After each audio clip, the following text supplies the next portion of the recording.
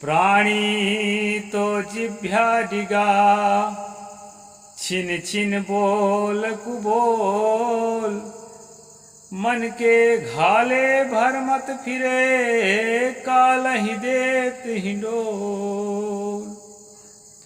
नमस्कार दोस्तों, मैं अविनाश दास रेशनल कबीर यूट्यूब चैनल में आप सबका हार्दिक स्वागत करता हूं। साथियों, यदि आप इस चैनल को सब्सक्राइब नहीं किए हैं तो सब्सक्राइब जरूर करें, शेयर करके अपने सभी ग्रुपों में सभी मित्रों तक पहुंचाएं, बेल आइकन को प्रेस करें, ऑल नोटिफिकेशन ऑन रखें ताकि हर नया अपडेट आप तक पहुंच सके। लाइक करें और मुझे कमेंट जरूर लिखें। साथियों, मैंने सतगुरु कबीर साहब की एक साखी आपके सामने रखी है, उसका मैं अर्थ कर देता हूँ। फिर मनु स्मृति में आज के प्रसंग में हम प्रवेश करेंगे। सतगुरु ने कहा, प्राणी तो जिभ्या डिगा, छिन छिन बोल कुबोल, मन के घाले भर मत फिरे, कालहि देत हिंडोल। साथियों, यहाँ प्राणी का मतलब मनुष्य है। वैसे सभी प्राणी की जिह्वा होते हैं, लेकिन सभी प्राणी सार्थक शब्दों में बोलते नहीं हैं। मनुष्य ही एक ऐसा प्राणी है जो सार्थक शब्दों में बोलता है और अपने अंदर के एक एक बात को, एक एक भावना को स्पष्ट रूप से जो है व्यक्त कर सकता है, और जो दूसरा आदमी व्यक्त करता है उसको भी समझ सकता है। इसलिए यहाँ प्राणी तो जिह्वा डिगा, इसका मतलब है कि मनुष्य जो अपने जिह्वा से फिसल जाता है तो क्या करता है, प्राणी तो जिह्वा डिगा, छिन छिन बोल कुबोल, अपने बोल कुबोल के कारण अपने बोली में ऐसी बातें बोल जाता है, आपत्तिजनक बातें बोल जाता है, जिसके कारण जो है उसके जीवन में अंधेरा आने लगता है। चारों तरफ जो है उसको ट्रोलिंग होने लगता है। ट्रोलिंग क्यों होता है दोस्तों? लोगों के दिल में जो है खटकता है, और आपकी वाणी लोगों के दिल में खटकती है, इसका मतलब है कि आप खटकते हैं और अधिक से अधिक लोगों के दिल में आप खटकने लगेंगे। जैसे उदाहरण के लिए अभी एमपी चुनाव के टाइम में देश का मुखिया माननीय नरेंद्र मोदी जी अपने विपक्षी को बोले कि वो मूर्खों का सरदार है। उनको इतना होश नहीं था कि कोई भी पॉलिटिकल लीडर होगा वो जनता का सरदार होता है। किसी के फॉलोअर कम होते हैं तो हार जाता है, किसी के फॉलोअर ज़्यादा होते हैं तो जीत जाता है, लेकिन वो किसी कुत्ता बिल्ली का सरदार नहीं होता है, मनुष्यों का सरदार होता है, आपकी जनता का सरदार होता है। और अपनी जनता को अगर आप मूर्ख कहते हैं तो समझ लीजिए वो जनता आपको क्षमा नहीं करेगी। इस प्रकार जो है दोस्तों, मैं ये नहीं कहता कि वो अच्छे आदमी नहीं है, कि कुशल नहीं है, कि योग्य नहीं है। भाषण करने में तो उनसे योग्य कोई व्यक्ति अभी मुझे दिखाई नहीं पड़ा, लेकिन जीभ फिसल जाती है। कहते कहते आदमी का दिमाग कुछ का कुछ सोच जाता है, वाणी कुछ का कुछ निकल जाती है। अभी उस विपक्षी ने भी उनके बारे में जब प्रतिशोध लिया, बदलक भावना तो रहता ही है। वो शंकर थोड़े हैं, शंकर कहा है, सहनम सर्व दुखा नाम अप्रतिकार पूर्वकम, चिंता विलाप रहितम सत्य तिक्षा निगद्यते, कि सभी दुखों को बदले की भावना से रहित होकर के सहो, और जो है सहनम सर्व दुखा नाम अप्रतिकार पूर्वकम, बदले की भावना रहित होकर के सभी दुखों को सहो, और जो है चिंता विलाप से रहित रहो। तो जो साधक प्रवृत्ति का होगा वो ऐसा रह भी सकता है, नहीं रहता है तो प्रयास तो कर ही सकता है, लेकिन आम आदमी, नेता आदमी ये सब कुछ कहाँ करेंगे। तो राहुल जी ने कहा कि अभी क्रिकेटर जब हमारे देश के हार गए, छोटा सा देश है ऑस्ट्रेलिया, लेकिन जो है खेल में छोटा नहीं है, इतने जो है तमाम जो है क्वार्टर फाइनल सेमीफाइनल को क्रॉस करते करते कितने देशों को जीतते जीतते आया था, तब आपके बराबर में खड़ा हुआ था। बराबर का बैर विवाह और प्रीति हमेशा जो है हर स्पर्धा बराबर में हुआ करती है। बराबर में खड़ा था, एक को हारना था, कोई तो हारता ही है, हार गया। तो राहुल जी ने कहा कि वो पनौती आ गए ना। मैं सुबह के वीडियो में बताया हूं पनौती का क्या मतलब होता है। दोस्तों, एक ग्रह दशा, एक विशेष ग्रह दशा जो शनि से कनेक्टेड है, ज्योतिष की भाषा में। ज्योतिष वोतिष कुछ नहीं सही होता, ये सब जो है ना फिजूल की चीजें हैं और जो है फेक है। खगोल विज्ञान सही विज्ञान है, लेकिन उसके साथ जोड़ करके राशि मुहूर्त लगन इत्यादि को जोड़ करके एक अंधविश्वास चलाया जाता है एस्ट्रोलॉजी के नाम से, ज्योतिष विद्या के नाम से, जो टोटल जो है फेक है और झूठ है, अंधविश्वास है। अपने आप को उससे मुक्त करो। उसी के अंतर्गत दोस्तों वे पनौती होता है, अशुभ लक्षण कि अशुभ लक्षण के आते ही बनने वाला काम बिगड़ जाता है। उसी पनौती के नाम से, उसी अशुभ लक्षण के नाम से किसी व्यक्ति विशेष के नजदीक आने से कुछ नुकसान हो जाता है, तो उसी को पनौती का जो है जामा पहना देते हैं। अच्छा तो नहीं है, मैं समर्थक नहीं हूं। पहली बात तो पनौती अंधविश्वास है, पनौती अनौती कुछ नहीं होता है। दूसरी बात, किसी व्यक्ति के आने से जीत या हार का कोई संबंध नहीं। खिलाड़ियों ने अच्छा प्रदर्शन किया है, हमें बहुत गर्व है अपने खिलाड़ियों पर। हार गए कोई बात नहीं, कोई ना कोई तो हारता ही है। एक पक्ष तो हारेगा ना, तभी तो दूसरा जीतेगा। और हमें ऑस्ट्रेलिया के खिलाड़ियों पर भी गर्व है। सारा संसार हमारा अपना है, हम कोई युद्ध नहीं लड़ रहे थे, खेल खेल रहे थे। कहते हैं ना, ये कोई बच्चों का खेल है क्या? खेल का हमेशा बच्चों के साथ ज्वाइन करके देखा जाता है। युवा खेलें, बूढ़ा खेलें, बच्चे की तरह जो है अपने दिल को बनाकर खेलें। निश्चल, निर्मोह, निष्काम, वही खिलाड़ी भावना। हंसते खिलते हुए हारेंगे, हंसते खिलते हुए जीतेंगे। गमों के दौर भी आए तो मुस्कुरा के जियो, न मुंह छुपा के जियो, न सर झुका के जियो। गाते हैं ना फिल्मी गाना वाले, गाने की चीज नहीं है, जीने की चीज है। तो मैं ये कह रहा था, प्राणी तो जिभ्या डिगा, छिन छिन बोल को बोल। अपने जो है आपत्तिजनक टिप्पणियों को लेकर के लोगों के नजरों में ट्रोलिंग का कारण बन जाते हैं हम लोग। मन के घाले भर मत फिरे, काल ही दे थी डोल। अपने मन के कुभावनाओं के प्रभाव में आकर के, अपने अंदर के दुष्प्रवृत्तियों के प्रभाव में आकर के व्यक्ति जो है भ्रमित होकर के और संसार में विचरण करता है। और क्या करता है? काला ही दे छिडोल, अपने काल को, अपने मृत्यु को, अपने दुख तकलीफों को, अपने जीवन में आने वाले अंधकार को हिंडोल दे रहा है, झूला झूला रहा है, यानी उसको पुष्पित पल्वित कर रहा है अपने लिए तकलीफ को। इसलिए वाणी का सर संभाल लो, बस हो गया भजन।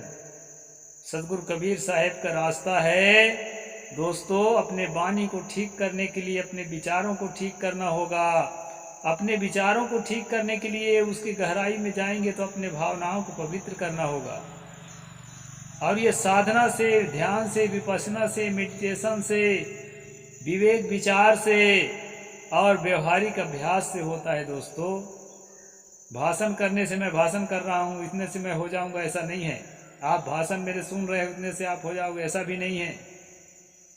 इसलिए मन की पवित्रता के लिए अपने वाणी में सत्यता हो, अपनी वाणी में मिठास हो, अपनी वाणी में सहानुभूति, सहिष्णुता और परहित का भावना हो। तो इस तरह से अगर पवित्रता के साथ हम जीवन जिएंगे दोस्तों, तो हमारे परिवार में शांति, हमारे पड़ोस में शांति, हमारे देश में शांति और हमारी दुनिया में शांति आएगी। ये सतगुरु कबीर साहब का मार्ग है। तो आगे हम चलते हैं मनुस्मृति के आज के प्रसंग पर कि मनु ने क्या कहा है। हम गवाही के विषय पर चल रहे हैं दोस्तों। कल तक जो है मैंने बताया था आपको कि नौकर के और स्त्री के गवाही को नकार रहे थे मनु कि ये लोग कभी सत्य बोल ही नहीं सकते, इसलिए विश्वसनीय नहीं है। और आज किसकी गवाही की बात कर रहे हैं आगे हम पढ़ेंगे। स्वभाव वै नैव यद ब्रूयुस्तद्ग्राह्यं व्यवहारिकम् अतो यदन्निद्रियुद्धार्थं तदपार्थकम्। ये 78 नंबर श्लोक है 8वां अध्याय का। यहाँ शुरू करते हैं। साक्षी के स्वभाव से ही जो कुछ कहे वह व्यवहार के लिए स्वीकार करना चाहिए। इसके विरुद्ध अस्वाभाविक रीति से साक्षी द्वारा कुछ कहा जाए वह न्याय के लिए अग्राह्य है। यानी कि जो ओवर एक्शन करके, जो ओवर एक्शन का डायलॉग से जो अपना गवाही दे रहा है ना, उसी में पकड़ा जाता है कि इसमें सच्चाई नहीं है। इस बात को मनु कह रहे हैं। वो अपने स्वाभाविक जो सहज भाषा में अपनी बात रखे उसी को गवाही सही माना जाएगा। संभानता साक्षिणः प्राप्त न प्रत्यर्थीन सन्निधो प्रांग विवाको न्यूंजन विधिना तेन सांत्वयन। न्यायकर्ता सभा में वादी प्रतिवादी के सन्मुख उपस्थित साक्षियों को इस प्रकार सांत्वना देते हुए प्रश्न करे। वादी प्रतिवादियों को सामने करके और उन्हें जो है ना थोड़ा डर दिखाने की बात कही गई है। उस जमाने के लिए आज के हिसाब से तो कोई ऐसा डरेगा नहीं। इन दोनों वादी प्रतिवादियों के बीच विषय इस प्रकार व्यवहार हुआ है, तुम जानते हो, सब सच के सच कहो क्योंकि इसमें तुम लोगों की गवाही है। ऐसा कहना है गवाह को, गवाह की तरफ इंगित करा है।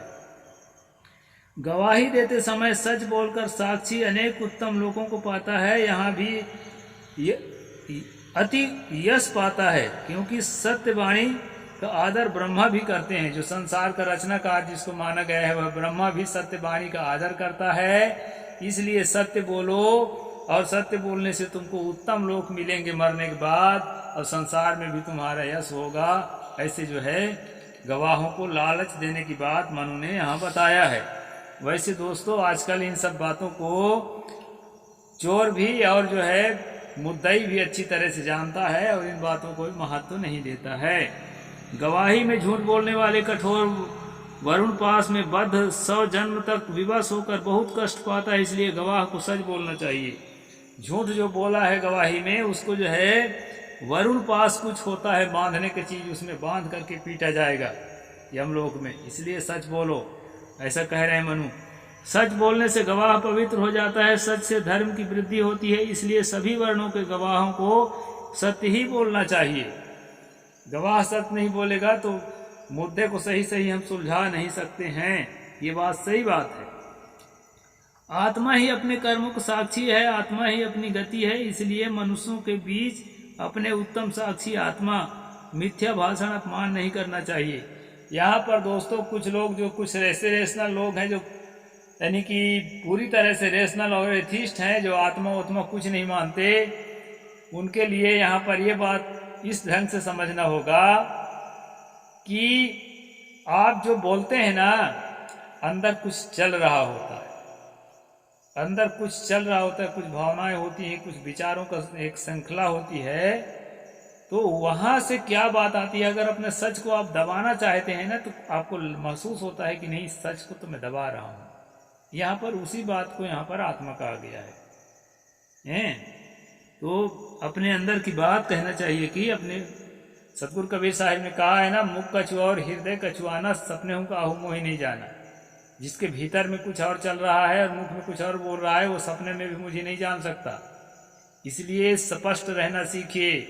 स्पष्ट रहना ही कबीर का सच्चा कहना चाहिए कि अनुयायी होना है। इस प्रकार है दोस्तों। आगे कहते हैं, दौर भूमि रापो हृदयम चंद्र अग्नि अनिला रात्रि संधे धर्म से वृत्तज्ञा सर्वदेही नाम। आकाश, भूमि, जल, हृदय, चंद्रमा, सूर्य, अग्नि, यम, वायु, रात्रि, दोनों संध्या, धर्म के प्राणियों को सब लोग जानते हैं। यानी ये गवाह को भयभीत किया जाता है कि तुम सोते हो, तुमको कोई नहीं देखा है। अरे धरती देखी है, आकाश देखा है, चंद्रमा देखा है, सूर्य देखा है, इसलिए सही सही बोलो।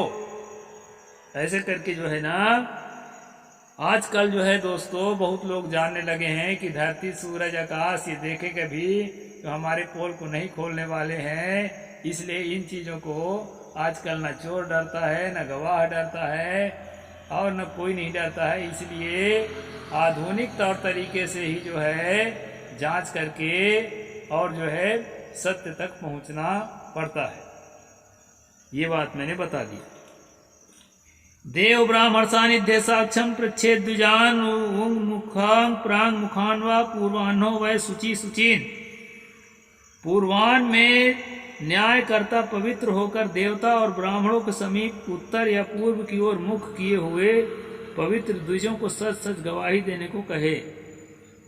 यहाँ पर कहा गया है कि देवता की मूर्ति उर्ति कुछ होता होगा, देवता यहाँ कहाँ मिलेगा। देवता और ब्राह्मण के समीप मतलब उसके नजदीक में उसी की तरह मुंह करके पूरब या उत्तर की तरफ मुंह करके और गवाही लेना है गवाह से, ताकि जो है वो झूठ बोलने से अपने आप को थोड़ा सा बचा सके डर के कारण। और दोस्तों मैं तो आपको यह बता भी चुका हूँ कई बार कि गंगा के पानी में, नर्मदा के पानी में इतना डुबा देंगे ना यहाँ तक, और डुबाने के बाद भी उसको बोलोगे सच बोलो तो वो झूठा ही बोलेगा, क्योंकि उसको झूठ बोलने का अभ्यास है। और उसको पक्का मालूम है कि गंगा में डूबने से, नर्मदा में डूबने से कुछ भी नहीं होने वाला है, बल्कि अच्छा बहाना पा गया कि कम से कम मुझे सच मान लिया जाए, और बहाना पाएगा और पाप करेगा। इसलिए जो दोस्तों कबीर साहब ने कहा ना, तीरथ गए थे बही मुँहे जूड़े पानी नहाए। कहें कबीर सुनो हो संतो, राक्षस होए पछताए, तो वो और खराब हो जाता है। तो इस प्रकार से यहाँ की बात है।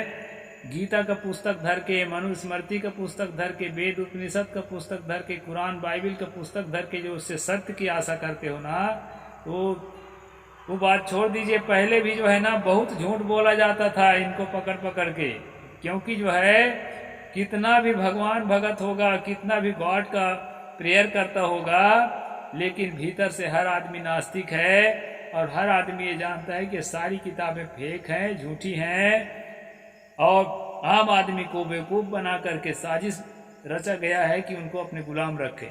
इसके लिए सारे धार्मिक किताब हैं, अफीम के गोला है दोस्तों। इस बात को सब कोई जानते हैं। इसलिए किताब को रख करके अगर आप गवाही लेंगे तो आपको ज़्यादातर झूठी गवाही मिलेगी। इसलिए मैं चाहे आप लॉयर हों चाहे जस्टिस हों, उनको सबको ये बात समझना चाहिए। नियम से अगर ठीक से गहराई से जांच पड़ताल करेंगे तो सच तक पहुंच सकते हैं, ऐसा मैं मानता हूं दोस्तों। ये किताब उताब धर्म वरम के चक्कर में सच तक आप नहीं पहुंच सकते, क्योंकि ये खुद ही सच पर आधारित नहीं है।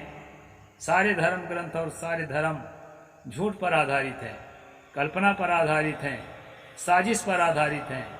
इसलिए सत्य तक जाने के लिए ये सब कुछ सही आधार नहीं हो सकते, ऐसा मेरा मत है।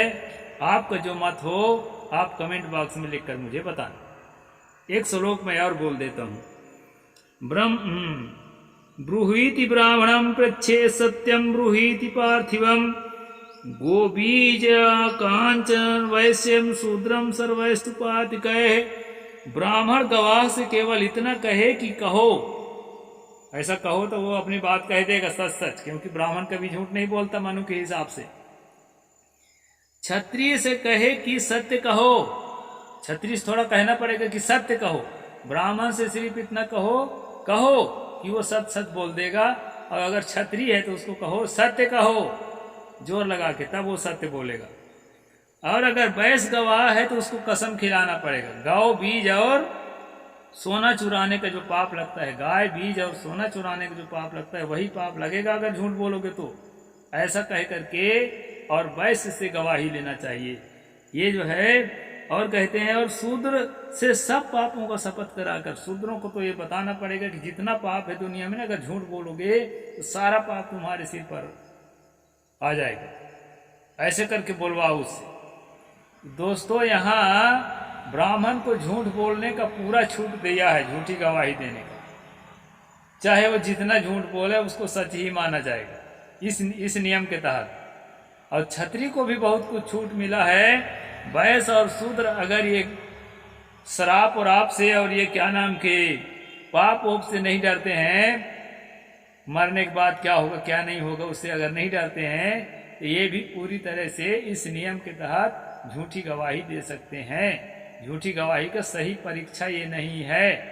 मनु के जमाने के लिए रहा हो, मैं इनकार नहीं करता, लेकिन आज जो है इस रीति से गवाही नहीं ली जा सकती है। और जो भी भाई लॉयर देख रहे हैं, जो भी जस्टिस देख रहे हैं इस वीडियो को, वो अगर इस बात से सहमत हो या असहमत हो तो जरूर मुझे कमेंट बॉक्स में लिखेंगे, तो मैं अपना ज्ञान पूरा करूंगा। मैं कोई लॉयर नहीं हूँ, मैं एक महात्मा, कहना चाहिए कि एक साधक हूँ, एक सन्यासी हूँ। तो मुझे जितना ज्ञान है मैंने आपके सामने प्रस्तुत किया। साहिब बंदगी। जय भीम, जय जोहार, जय भारत।